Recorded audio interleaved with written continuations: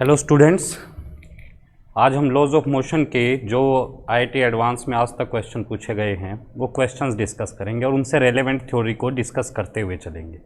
ठीक है, तो उस सीरीज़ में फर्स्ट क्वेश्चन अगर देखें, first question is in the figure A ladder of mass m is shown leaning against A wall, it is in static equilibrium making an angle theta with the horizontal floor. The coefficient of friction between the wall and the ladder is μ1। Wall और ladder के बीच में जो friction coefficient है that is μ1 और floor और ladder के बीच में जो है that is μ2। The normal direction of the wall on the ladder is n1 and that of the floor is n2 और फ्लोर की वजह से n2 है और यहां कितनी है n1 है। If the ladder is about to slip यानी ये बिल्कुल लिमिटिंग केस ले रहा है, यानी ये कह रहा है अबाउट टू स्लिप का केस कब होगा, जब स्टैटिक फ्रिक्शन मैक्सिमम हो चुका होगा, यानी लिमिटिंग फ्रिक्शन एक्ट कर रहा होगा। तो उस कंडीशन में कौन सी कंडीशन सेटिस्फाई होगी। अब यहां पे सबसे पहले हम एफबीडी ड्रॉ कर लेते हैं। ठीक है,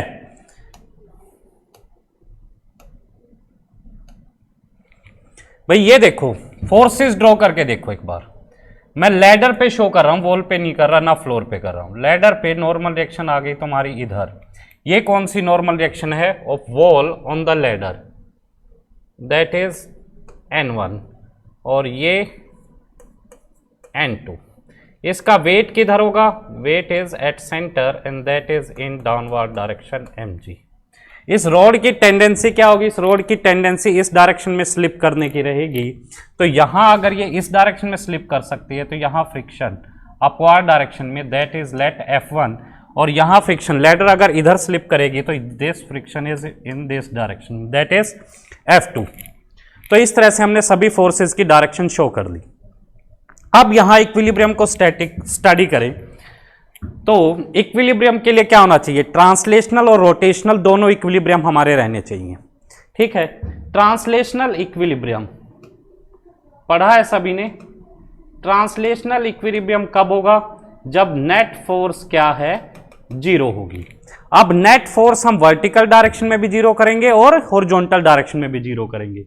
तो वर्टिकल डायरेक्शन में नेट फोर्स कब जीरो होगी, वर्टिकल डायरेक्शन में एक ये फोर्स है, एक ये फोर्स है और एक ये फोर्स है।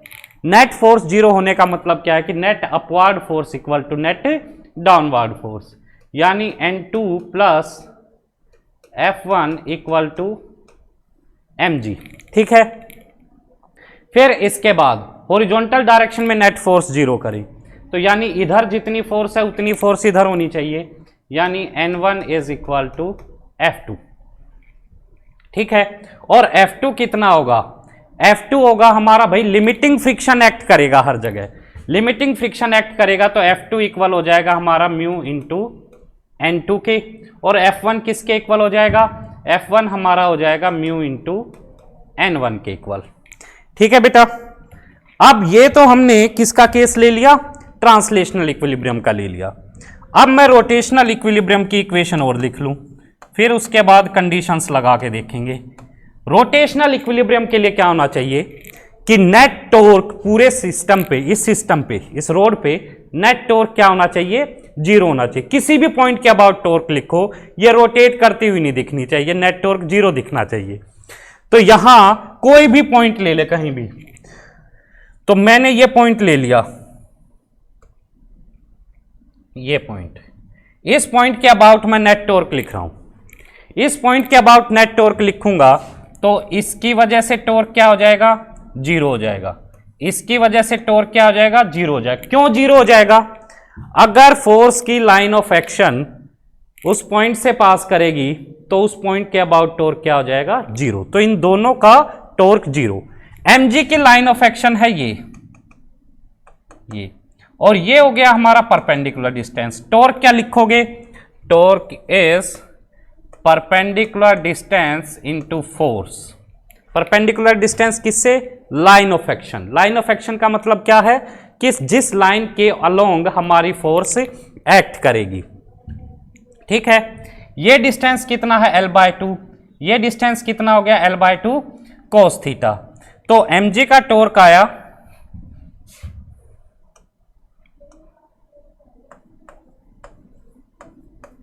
mg into L by two.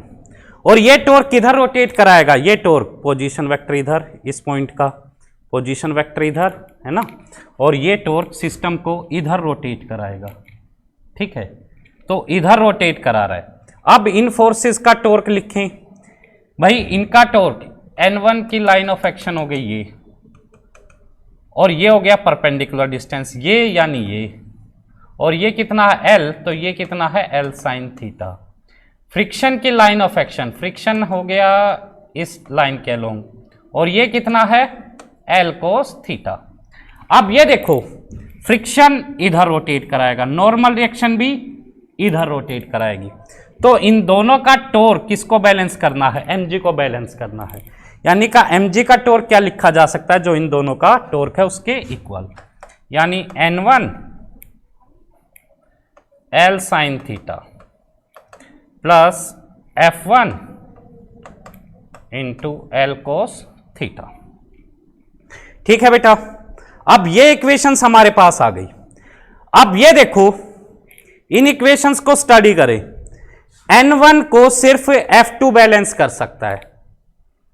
ठीक है, ये F2 को ये दोनों एक दूसरे को बैलेंस कर सकते हैं, यानी ये फोर्स तो आएगी, कॉन्टैक्ट तो है ही, और इस फोर्स की वजह से सिस्टम को इधर मूव करने से सिर्फ F2 रोक सकता है, यानी F2 जीरो नहीं हो सकता। F2 जीरो नहीं हो सकता तो μ2 जीरो नहीं हो सकता, तो ये तो ऑप्शन हो ही नहीं सकता। क्लियर है? फिर इसके बाद इन ऑप्शंस को देख लें। इन ऑप्शंस को देखें तो μ1 को अगर जीरो ले लें, अगर मैं लिखूं कि μ1 is equal to zero, that means F1 is equal to zero. F1 को जीरो ले लो, F1 जीरो लोगे तो N2 किसके इक्वल आएगा, N2 तो आ गया mg के इक्वल। ठीक है भाई, है ना, N2 किसके इक्वल आ गया, mg के इक्वल आ गया। और यहां से N1 किसके इक्वल आ गया, N1 किसके इक्वल है, म्यू इंटू N2 के, तो N1 तुम्हारा आएगा म्यू mg के इक्वल। ठीक बात है। और इसके बाद F1 को जीरो लोगे तो ये टर्म जीरो, और यहां से क्या लिख सकते हो, ये तो जीरो हो जाएगा, तो mg into L by two is N1 की वैल्यू म्यू mg, तो mu mg L sine theta, तो mgl कैंसल आउट।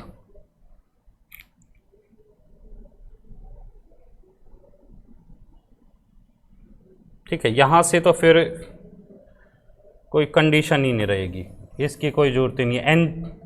N1 की वैल्यू अगर देखें यहीं से आ गई हमारी म्यू mg की टर्म में, और यहां से अगर इसकी वैल्यू फाइंड करना चाहोगे, भाई ऑप्शन मैच कराना है ना, ये तो जरूरत ही नहीं है फिर। तो यहां से अगर N1 की वैल्यू लिखोगे mg की ही टर्म में, म्यू का झंझट हटाओ, तो L से L कैंसल आउट, तो N1 आ जाएगा तुम्हारा mg by two sine theta. तो यहां से देखें तो फर्स्ट में N2 की वैल्यू ये होनी चाहिए, नहीं है भाई, ये भी सेटिस्फाई नहीं हो रहा। ठीक है, तो ये ऑप्शन तो नहीं हो सकता। नेक्स्ट क्वेश्चन में नेक्स्ट ऑप्शन देखें तो μ1 को अगर जीरो लें, μ2 नॉन जीरो है, तो N1 tan थीटा किसके इक्वल होना चाहिए, mg बाय टू के, नहीं आ सकता, है ना। ये क्या आएगा, इसको इधर ले जाओ, तो N1 साइन थीटा किसके इक्वल होगा, mg बाय टू के इक्वल होगा, यानी ये भी ऑप्शन तुम्हारा सेटिस्फाई नहीं हो सकता। अब ये देखो, एक सेकंड, यहां से सॉरी बेटा, ये mg कोस थीटा भी आएगा ना, ये कैसे मिस कर दिया, mg l by two cos theta, ये l by two cos theta तो आ गया ये, तो फिर cos theta sine by cos is tan theta, तो N1 tan theta is mg by two, यानी ये ऑप्शन तो तुम्हारा रहेगा। ये ऑप्शन आ गया तुम्हारा। अब इस ऑप्शन को ले लो कि μ1 को अगर मैं जीरो ना लूं, अगर मैं μ1 को नॉन जीरो लूं, तो उस केस में हमारा रिजल्ट क्या आएगा, उस केस में रिजल्ट देखो, ये एक बार थोड़ा सा क्लियर करना पड़ेगा, थोड़ा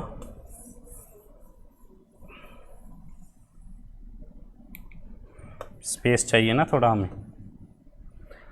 हाँ, इसके बाद देखो ये इक्वेशन उठा लो, हमें इस ऑप्शन को चेक करने के लिए n2 की वैल्यू चाहिए।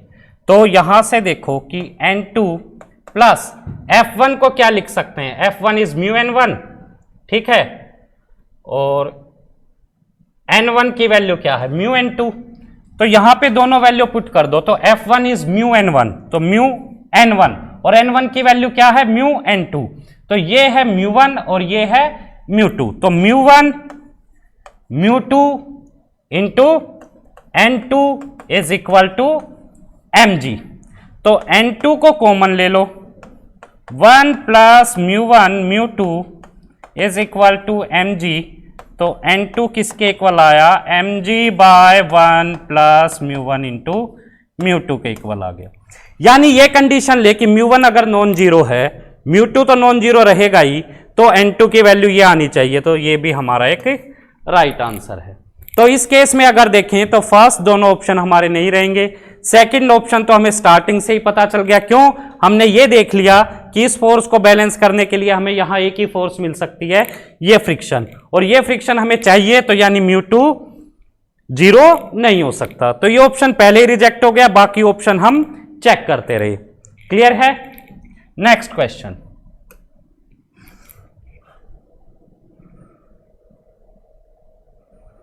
नेक्स्ट क्वेश्चन क्या है, a uniform wooden stick of mass 1.6 kg of length L rests in an inclined manner on a smooth vertical wall of height h less than L such that a small portion of the stick extends beyond the wall. The reaction force of the wall on the stick is perpendicular to the stick.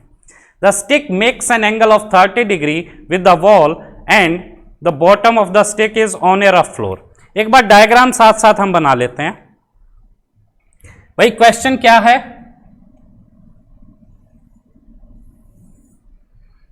कि इस तरह का case है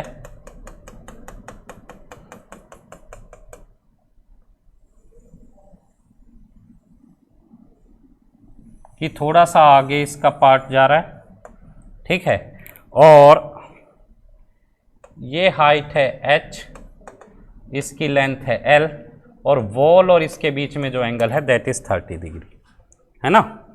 question क्या है, मास इतना है, length l है, smooth vertical wall, wall smooth है और कुछ पोर्शन वॉल से आगे जा रहा है, ठीक है। रिएक्शन फोर्स परपेंडिकुलर है, एंगल 30 डिग्री है और रफ फ्लोर है। Reaction of the wall on the stick is equal in magnitude to the reaction of the floor on the stick, यानी दोनों तरफ नॉर्मल रिएक्शन को वो इक्वल कह रहा है। तो कह रहा है कि h बाय एल बताओ और फ्रिक्शनल फोर्स बताओ, मास सिर्फ तुम्हें गिवन है, एंगल गिवन है। ये देखो भाई, ये h ये l, ठीक है, mg यहां कहीं हमने ले लिया, ये लेंथ कितनी होगी भाई, यूनिफॉर्म रोड है तो सेंटर पे वेट एक्ट करेगा, ठीक है। यहां से नॉर्मल रिएक्शन जो है वो अगर n है तो यहां से भी नॉर्मल रिएक्शन कितनी है, n है। यहां पे फ्रिक्शन आ नहीं सकता, ये क्या है, स्मूथ पॉइंट है। अब यहां देखो कि ये रोड अगर इधर स्लिप करने की कोशिश करेगी तो यहां फ्रिक्शन तुम्हारा इधर आ गया। अब कंपोनेंट्स लो, कंपोनेंट्स लेने की कोशिश करो, ठीक है। अब ये देखो रोड से ये परपेंडिकुलर हो गया हमारा, ये एंगल 30, ये 60, ये 30 हो गया, ठीक है, ये एंगल हमारा 30 डिग्री। तो n का इधर कंपोनेंट n कोस थीटा और इधर कंपोनेंट n साइन थीटा, ठीक है बेटा। ये कंपोनेंट n कोस थीटा और ये कंपोनेंट n साइन थीटा ले लिया मैंने। अब यहां देखो इक्विलिब्रियम स्टडी करें तो ट्रांसलेशनल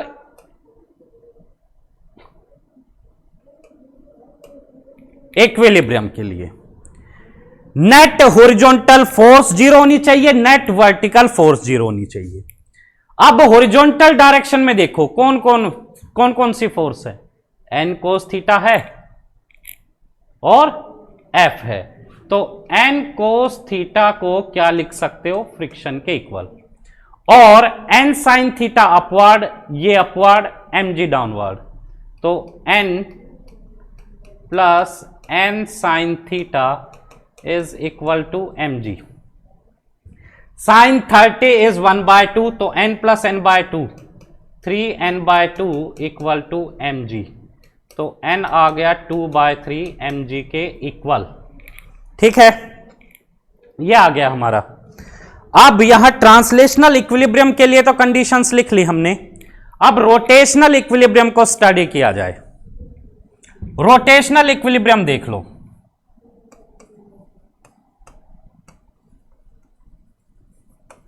रोटेशनल इक्विलिब्रियम के लिए क्या है कि नेट टॉर्क जीरो लिखना है ना, पिछले क्वेश्चन में भी यही था कि नेट टॉर्क जीरो करना है। अब नेट टॉर्क जीरो कर दो किसी भी पॉइंट के अबाउट।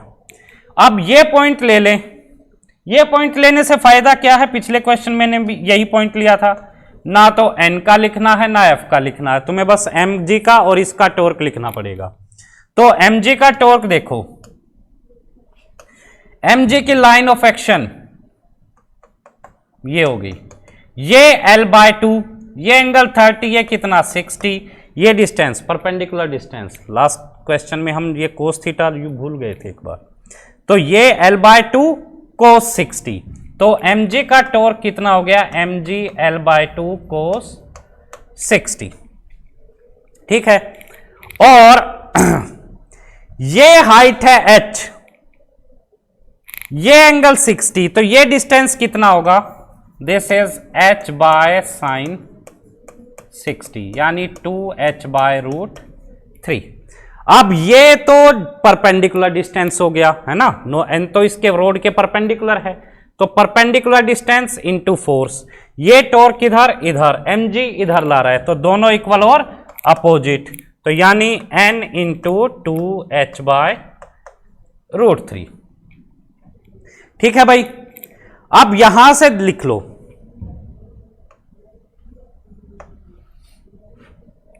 वैल्यूज पुट करो, mg l/2 cos 60 1/2 is 2/3 mg into 2h/√3।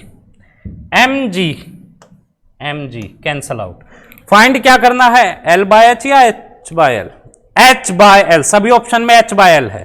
ठीक है, तो h/l फाइंड करें, तो l को इधर ले जाओ, बाकी सब कुछ इधर लाओ, तो h/l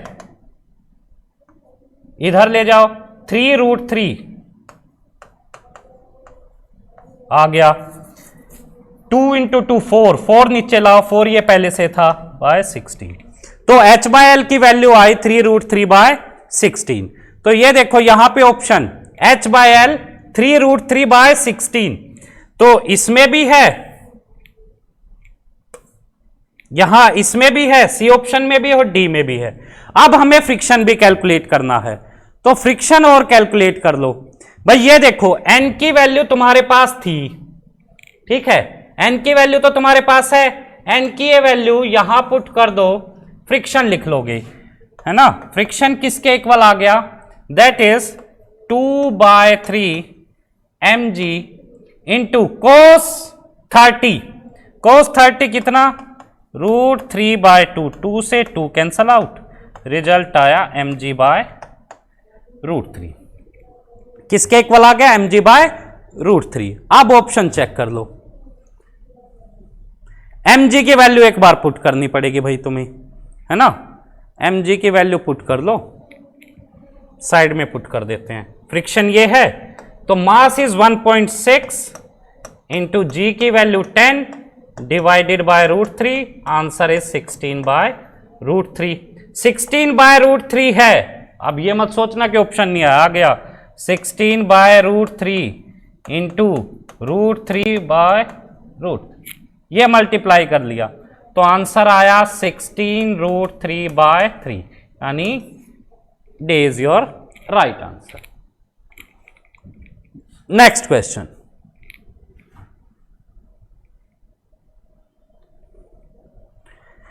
नेक्स्ट क्वेश्चन में क्या है, a block of mass m1 1 kg another mass 2 kg। दो ब्लॉक हैं, एक 1 kg का, एक 2 kg का, किसी इंक्लाइन प्लेन पे रखे हैं। सॉरी बेटा, फिगर शायद यहाँ पे मिसिंग है, कोई दिक्कत नहीं है, फिगर हम एडजस्ट कर लेंगे, क्वेश्चन से हम ड्रॉ कर लेंगे। ये देखो, फिर थीटा की वैल्यू दे दी, ठीक है, ये सारी वैल्यू दे दी। दूसरे में क्या है कि तुम्हें ये देखो, the coefficient of friction between block M1 और M2, दो ब्लॉक हैं और M1 और प्लेन के बीच में कोई फ्रिक्शन नहीं है, और M2 और प्लेन के बीच में फ्रिक्शन तुम्हें दे दिया, ठीक है। फिर दूसरे इसमें क्या दे दिया कि डिफरेंट एंगल के लिए फ्रिक्शन की वैल्यू दे दी तुम्हें। तो ये कह रहा है कि अब बताओ कि कौन सा किससे मैच करेगा। पहले डायग्राम बनाए। डायग्राम के लिए देखो कि M1 और प्लेन में फ्रिक्शन नहीं है। अब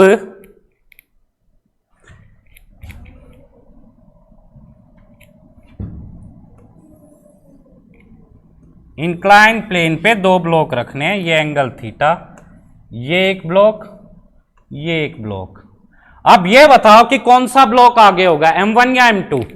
भाई M1 पे फ्रिक्शन एक्ट ही नहीं कर रहा, फ्रिक्शन नहीं एक्ट कर रहा तो भाग जाएगा नीचे, तो फिर सिचुएशन तो बनी नहीं।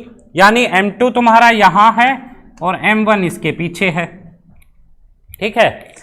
अब स्टडी करो, ये देखो कि M1 पे वेट फोर्स डाउनवर्ड, उसके कंपोनेंट ले लो, M1g साइन थीटा और M1g कोस थीटा। यहां पे एक चीज ध्यान रखना, ये मत कर देना M1 M2 को दोनों को एक साथ लिया और M1 plus M2 g cos theta, M1 plus M2 g sine theta, ठीक है। लेकिन दिक्कत कहां आएगी, जब तुम फ्रिक्शन लिखना चाहोगे, जब तुम नॉर्मल रिएक्शन लिखना चाहोगे। कैसे, वो देखो, M2 को स्टडी किया तो M2g साइन थीटा इधर और M2g कोस थीटा इधर, इस पे नॉर्मल रिएक्शन N2 इधर, इस पे नॉर्मल रिएक्शन N1 इधर, ठीक है। फ्रिक्शन आएगा सिर्फ इस पे। अब ये देखो, फ्रिक्शन जो है, फ्रिक्शन सिर्फ इस पे आया तो सिर्फ इसकी नॉर्मल रिएक्शन पे डिपेंड करेगा, और इसकी नॉर्मल रिएक्शन इससे बैलेंस होगी। अगर दोनों को एक साथ लिख लिया तो तुम एक साथ ही नॉर्मल रिएक्शन लिखोगे, एक साथ नॉर्मल रिएक्शन लिखोगे तो फ्रिक्शन को म्यू इंटू एन लिख दोगे, और n को फिर M1 प्लस M2 इंटू जी कोस थीटा लिखोगे, तो वहां तुम गलती कर जाओगे। तो दोनों पे अलग अलग स्टडी करना है, क्योंकि यहीं पे वो मिस्टेक कराना चाह रहे, इसलिए उसने एक ब्लॉक पे फ्रिक्शन दिया, दूसरे को स्मूथ रखा। अब भाई ये फ्रिक्शन जो है, फ्रिक्शन की जो वैल्यू है वो 0 से लेके mu into M2g cos theta के इक्वल रहेगी। N2 किसके इक्वल, इसके इक्वल, ठीक है। अब ये देखो कि मैं थीटा बढ़ाता गया बढ़ाता गया बढ़ाता गया बढ़ाता गया, ये कंपोनेंट बढ़ता गया बढ़ता गया बढ़ता गया बढ़ता गया, फ्रिक्शन भी साथ में क्या, इसको रोकने के लिए बढ़ता चला गया। फ्रिक्शन जब मैक्सिमम हो गया उसके बाद एंगल बढ़ाओगे तो ऑब्जेक्ट मूव करना स्टार्ट कर देगा। इस डायरेक्शन में जो फोर्स है भाई, ये इसको पुश करता हुआ आएगा ना, या तो इस एक को स्टडी करोगे तो नॉर्मल रिएक्शन बीच की कंसीडर करो, है ना, वरना यहां पे नेट फोर्स लिख लो इस डायरेक्शन में, कितनी, M1 plus M2 g sine theta, ठीक है, ये फोर्स इधर। और लिमिटिंग केस ले रहा हूं मैं, लिमिटिंग यानी जब जस्ट स्लाइड करने वाला होगा तो किसके इक्वल,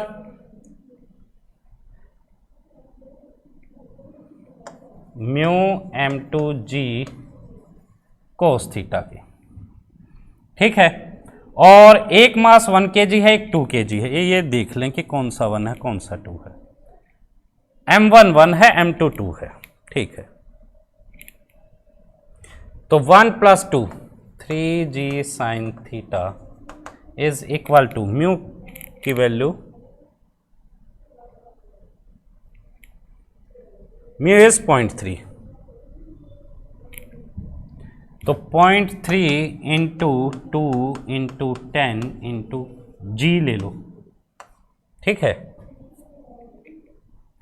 तो यहां से tan थीटा क्या आएगा, टेन थीटा आ जाएगा 0.6/3, ठीक है, 0.6/3 1/5.2। और अब तुम्हें क्वेश्चन में उसने कुछ थीटा की वैल्यू दी है, तो टेन थीटा 0.2 लें तो एंगल आएगा इतना, यानी इससे ज्यादा एंगल है तो ऑब्जेक्ट स्लाइड कर रहा है, फ्रिक्शन मैक्सिमम हो चुका, और कितना, म्यू m2g cos थीटा, ठीक है। तो इससे ज्यादा एंगल है तुम्हारे ये दोनों, तो इन r और s के लिए आंसर हो गया तुम्हारा 3, r और s के लिए आंसर, r और s के लिए ये यहां आ गया। ये दोनों के लिए एंगल कम है, इससे कम है, तो ऑब्जेक्ट अभी स्लाइड नहीं कर सकता, फ्रिक्शन को बस अप्लाइड फोर्स को बैलेंस करना है। अप्लाइड फोर्स कितनी है, m1 प्लस m2 इंटू जी साइन थीटा, उसको बैलेंस करना है, तो फ्रिक्शन उसके ही इक्वल होगा। क्यों? क्योंकि स्टैटिक फ्रिक्शन है, सेल्फ एडजस्टेबल, 0 से म्यू इंटू एन के बीच में कुछ भी वैल्यू एडजस्ट कर सकता है। तो आंसर इज डी।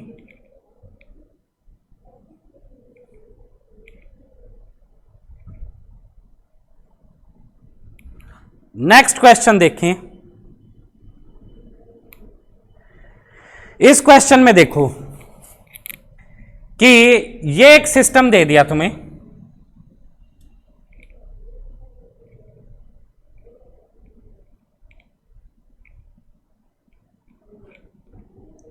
कि एक ब्लॉक है जिसका मास m है, इंक्लाइन प्लेन पे रखा, angle of inclination theta, coefficient of friction between block and plane is mu, और टेन थीटा की वैल्यू है म्यू से ज्यादा।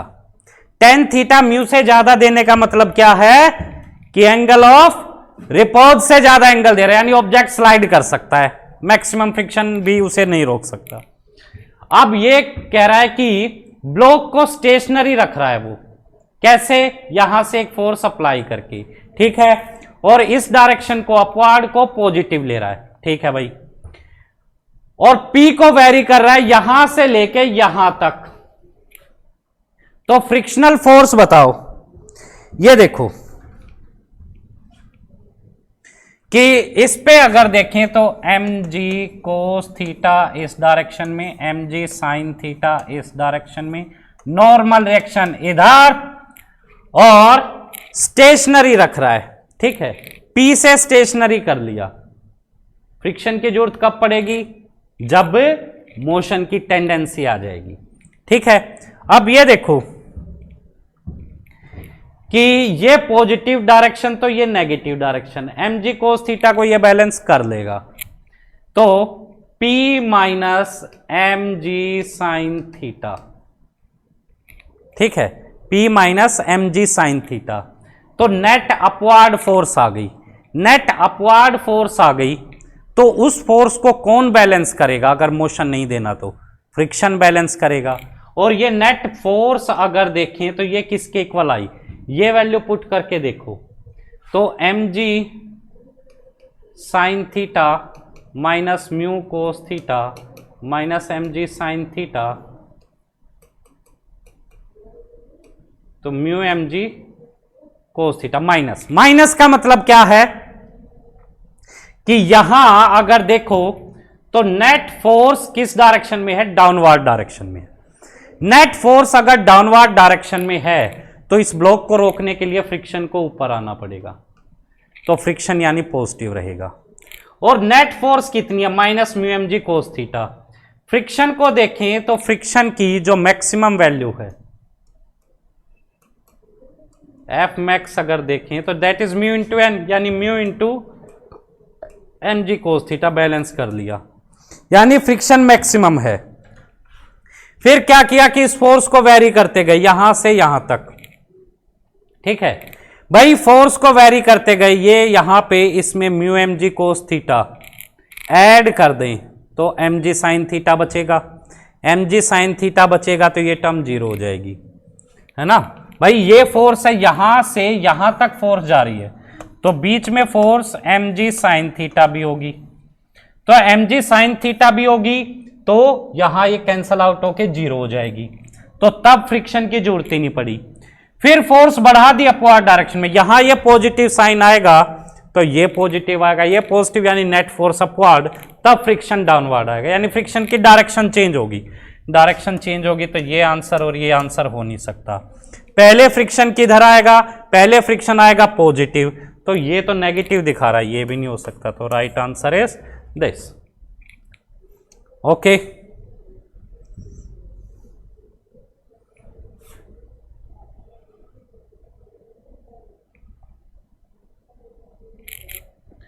इस क्वेश्चन को देखें।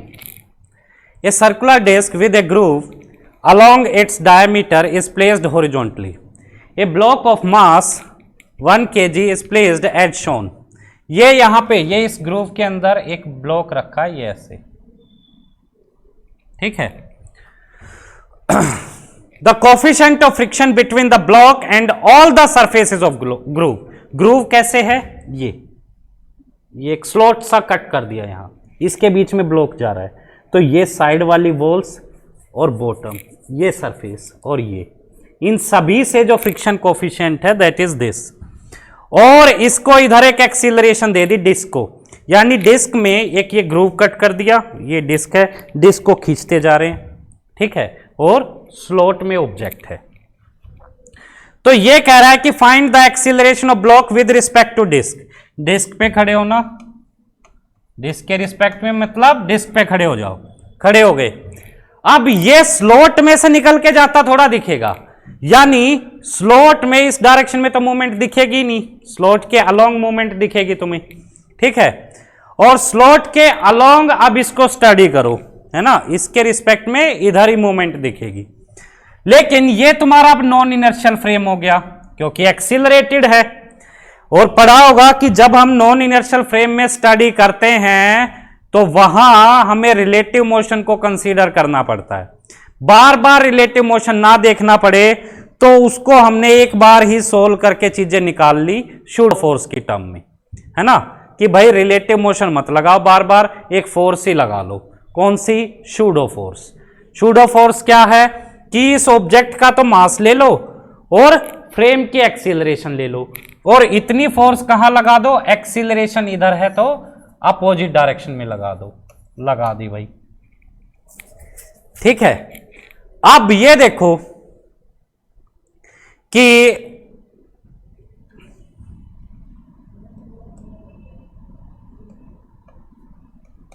इस फोर्स का इधर और इधर कंपोनेंट ले लो, ये एंगल थीटा तो ये थीटा, ये थीटा तो इधर एम ए कोस थीटा और इधर एम ए साइन थीटा, ठीक है।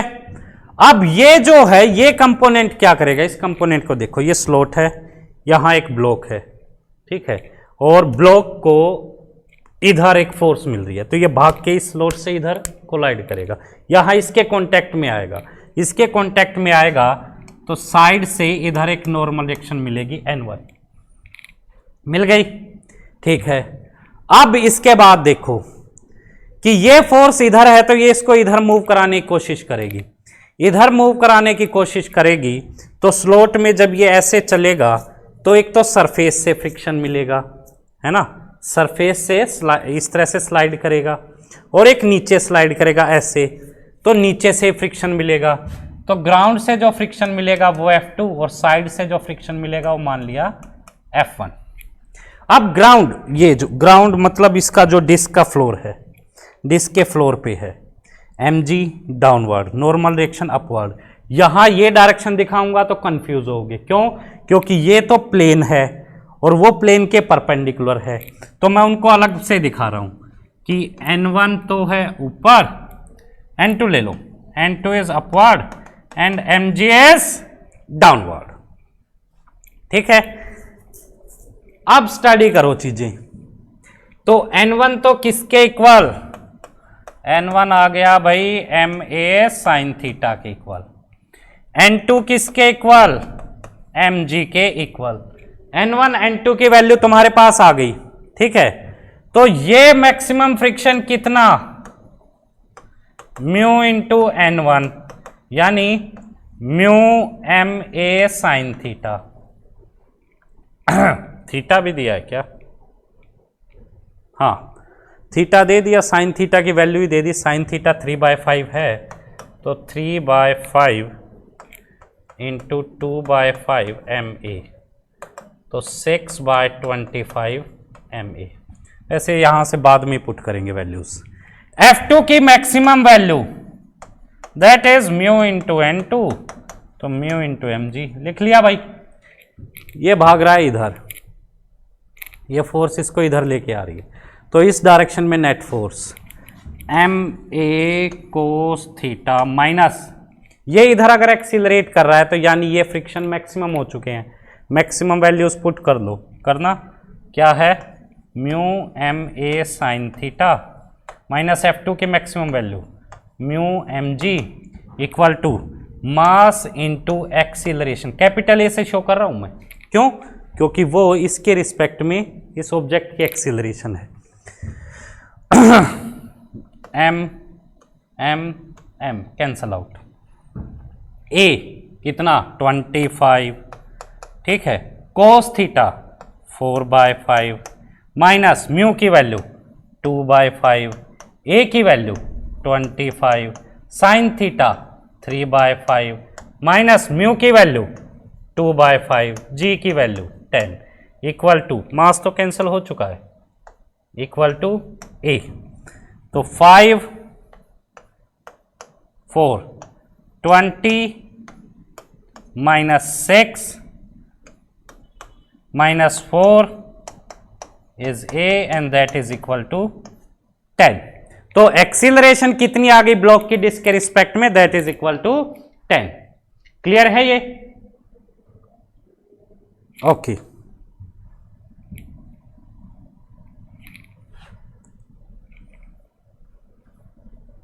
नेक्स्ट क्वेश्चन देखें। दो ब्लॉक हैं ए और बी, ये इंक्लाइन प्लेन है ना, ये ऐसे ले लो, इंक्लाइन प्लेन है, एक ऑब्जेक्ट ए है एक ऑब्जेक्ट बी है। ए थोड़ा पीछे रखा है, कितना पीछे रखा है, √2 मीटर पीछे रखा है, ठीक है। और t इक्वल टू 0 पे ब्लॉक्स का मास इक्वल है, रिलीज करने का मतलब है रेस्ट से रिलीज किया है, एंगल 45 है, ठीक है। और ये लिख ही दिया इसने, coefficient of kinetic friction between A and the incline plane is this, और बी के साथ इतना है। तो ये कह रहा है कि कब और कहां जाके दोनों एक पॉइंट पे आ जाएंगे। भाई ये देखो, अगर बी ये s डिस्टेंस ट्रेवल करे तो इसको कितना ट्रेवल करना है, √2 + s, √2 पहले से पीछे है ना। अब एक ब्लॉक को इंक्लाइन प्लेन पे लिया जाए, ये एंगल थीटा है, ठीक है। तो इस ब्लॉक को स्टडी करें तो नॉर्मल रिएक्शन इधर, mg कोस थीटा इधर, mg साइन थीटा इधर, स्लाइड करने की इधर कोशिश करेगा तो फ्रिक्शन इधर, है ना। और मैक्सिमम फ्रिक्शन कितना, म्यू इंटू नॉर्मल रिएक्शन, ठीक है। अब दोनों के मोशन को स्टडी किया जाए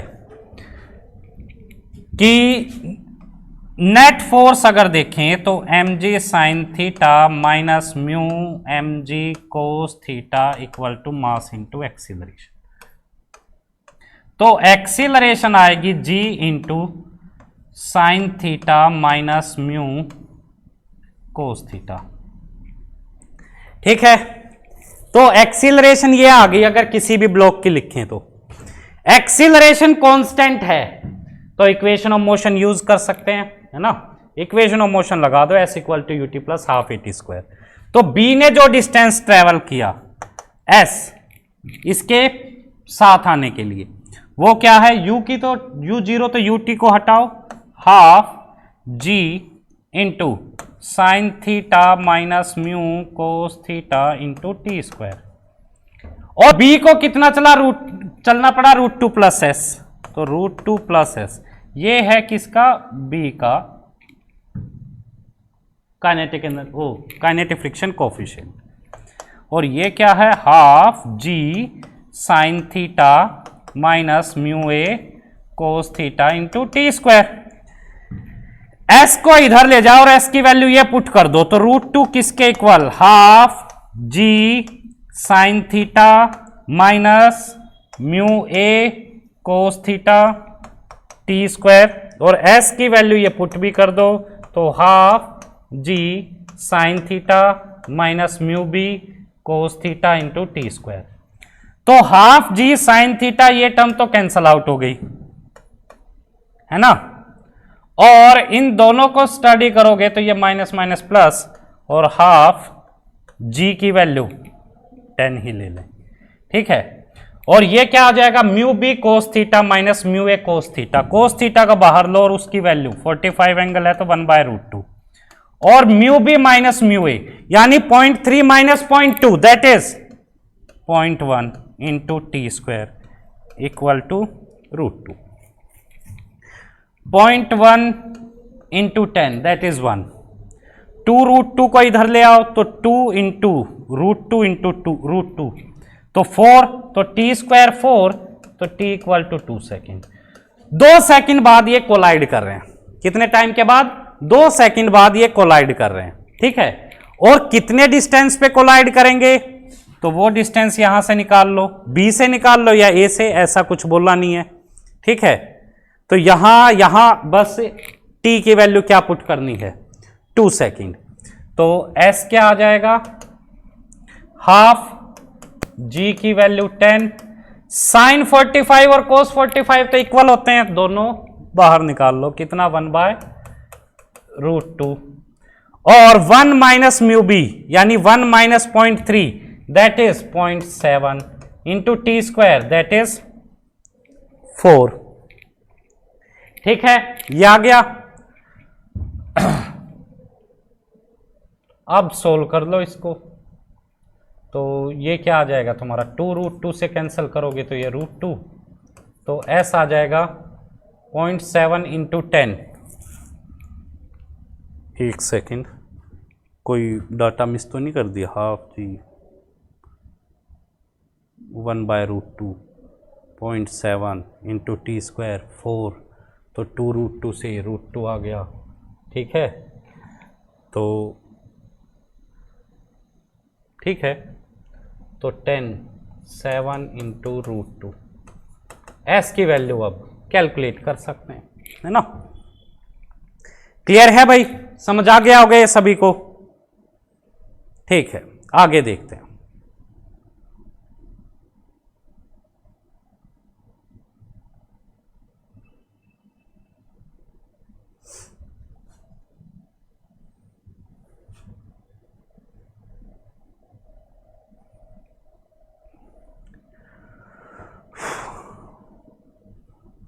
इसके बाद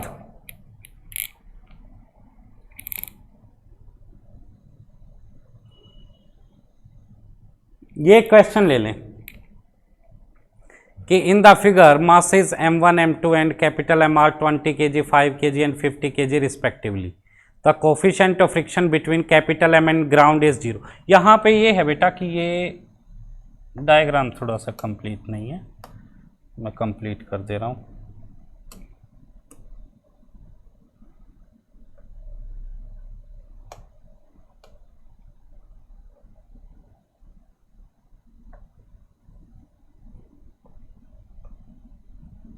ये एक ब्लॉक है, कैपिटल है, ठीक है। और यहां क्या गिवन है कि कैपिटल एम और ग्राउंड के बीच में कोई फ्रिक्शन नहीं, यानी म्यू इज 0, और m1 और कैपिटल एम और m2 और ग्राउंड के बीच में जो फ्रिक्शन कोफिशिएंट है दैट इज 0.3, यहां भी और यहां भी।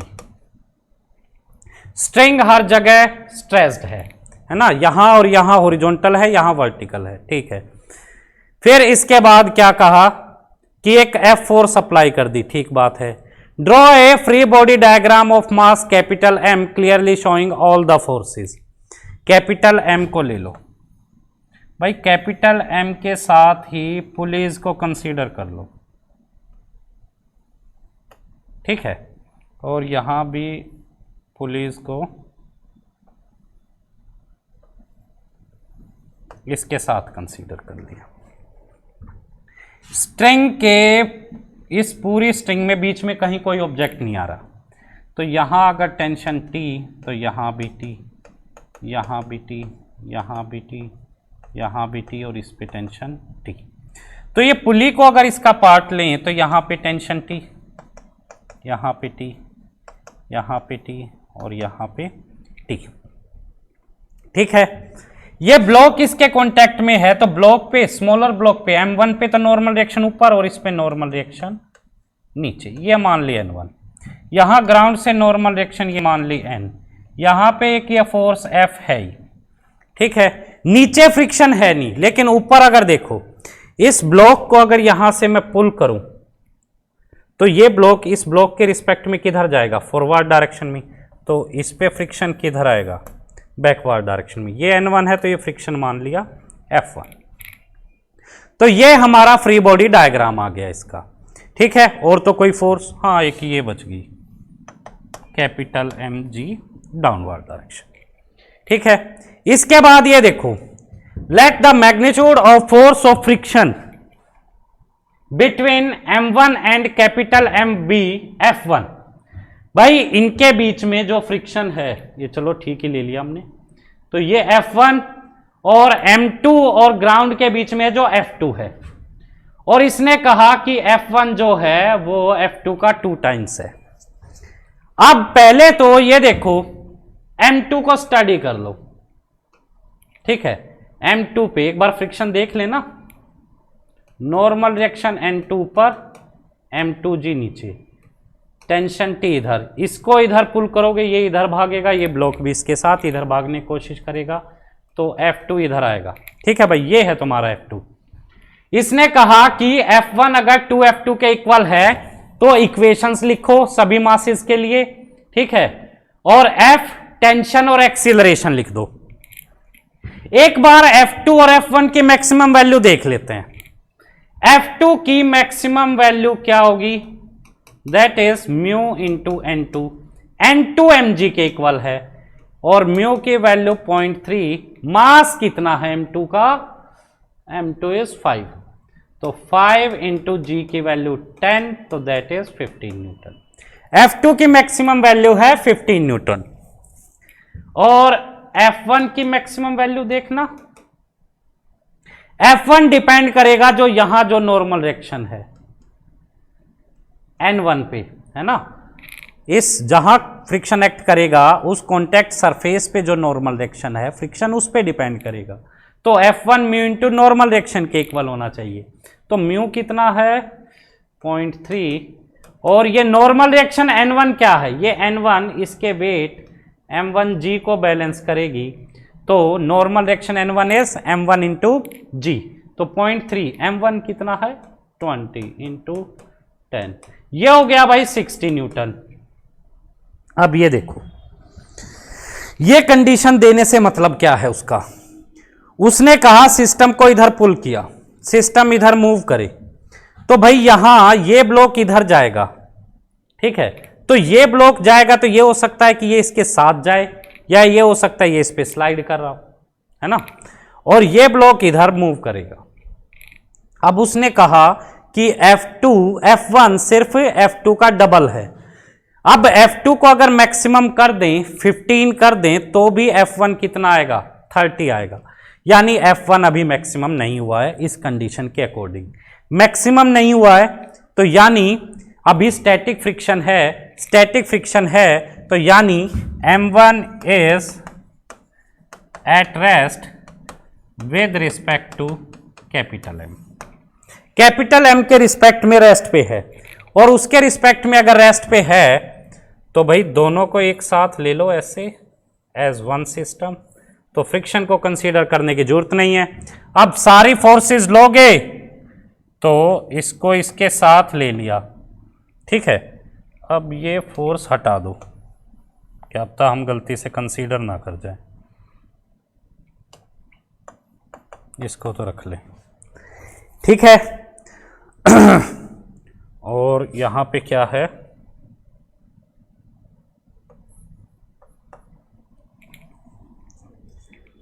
ये स्ट्रिंग को भी इसके साथ ही ले लें क्या, ना ये लेनी पड़ेगी ना ये, ले लो, ये स्ट्रिंग कौन सा मूव करेगी, तो ये टेंशन भी हटा दो। ठीक है, अब ये देखो, इसको भी ऐसे हटा दो। शिट,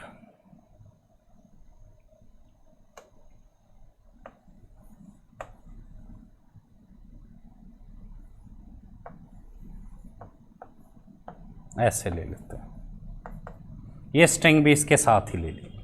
अब ये देखो, F फोर्स तो इधर और ये T फोर्स इधर है ना, तो net force F minus T, भाई फ्रिक्शन यहां तो है ही नहीं और इन दोनों को साथ ले लिया, स्टैटिक फ्रिक्शन था, तो अब इक्वल और opposite forces, internal forces cancel out होगी, तो F minus T is total mass that is 50 plus 20 that is equal to 70 into acceleration. ठीक है,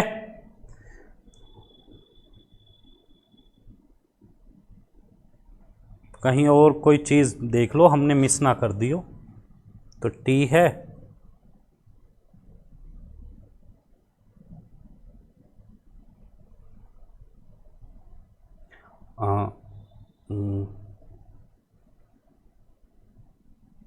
F इधर T इधर, F minus T equal to 78। ठीक है, और ये देखो कि अब मैं अगर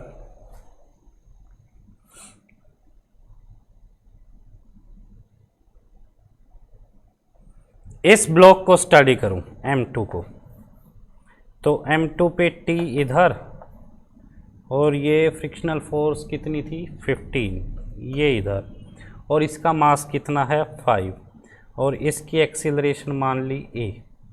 अब ये देखो एक चीज और कि एक्सीलरेशन, अब ये दोनों ब्लॉक अगर एक साथ जाएं तो ये पूरा सिस्टम साथ जा रहा है, ना तो ये लेंथ चेंज होगी, ना ये लेंथ चेंज होगी, और ना स्ट्रिंग की ये लेंथ चेंज होगी, तो पूरा सिस्टम ऐसे एक साथ चलेगा, ऐसे एक साथ चलेगा, तो इनकी जितनी एक्सीलरेशन है M2 की भी उतनी ही एक्सीलरेशन होगी।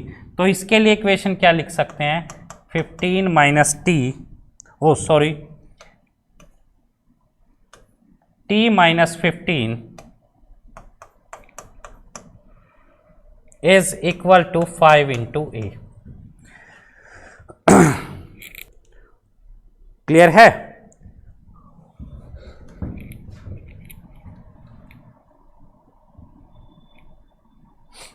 और इस ब्लॉक को देखो M1 को, तो M1 पे टेंशन फोर्स तो है इधर, ठीक है, टेंशन फोर्स इस डायरेक्शन में, और अब अगर ग्राउंड के रिस्पेक्ट में देखोगे तो ग्राउंड के रिस्पेक्ट में तो क्या हो जाएगा, ये A एक्सीलरेशन से इधर जाता हुआ दिखेगा, तो फ्रिक्शन इसको इस डायरेक्शन में मूव करा रहा है। ठीक है, और फ्रिक्शन कितना है अब 30, तो 30 minus T is equal to mass कितना है इसका 20 इंटू एक्सीलरेशन। एक इक्वेशन ये आ गई, एक इक्वेशन ये है, तो यहां से एक्सीलरेशन कैलकुलेट कर लो, क्या आया 15 equal to 25A, A is equal to 3/5। Acceleration कितनी आ गई भाई हमारी, एक्सीलरेशन इज 3/5। एक्सीलरेशन अगर 3/5 है तो इस इक्वेशन में पुट कर दो, तो T equal to 15 plus 5 into 3/5 that is 18। तो टेंशन कितनी आ गई 18, और यहां अगर पुट कर दोगे तो F इक्वल टू T को इधर ले जाओ, तो 18 प्लस 70 इंटू कहाँ गया 3/5। ठीक है, और ये कितना आ गया, ये आ गया शायद तुम्हारा 60 न्यूटन। तो F किसके इक्वल आ गया, 60 न्यूटन के इक्वल आ गया। तो F की वैल्यू भी आ गई, फ्रिक्शन भी आ गया, एक्सीलरेशन भी आ गई, टेंशन भी आ गई, सब कुछ आ गया।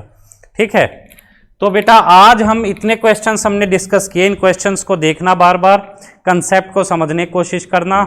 ठीक है, थोड़ा सा अपना थ्योरी पढ़ो और इन क्वेश्चंस को बार बार ट्राई करो, ये कंसेप्ट तुम्हारे पूरे कंसेप्ट को निखार के लेके आएंगे। ठीक है, बाय।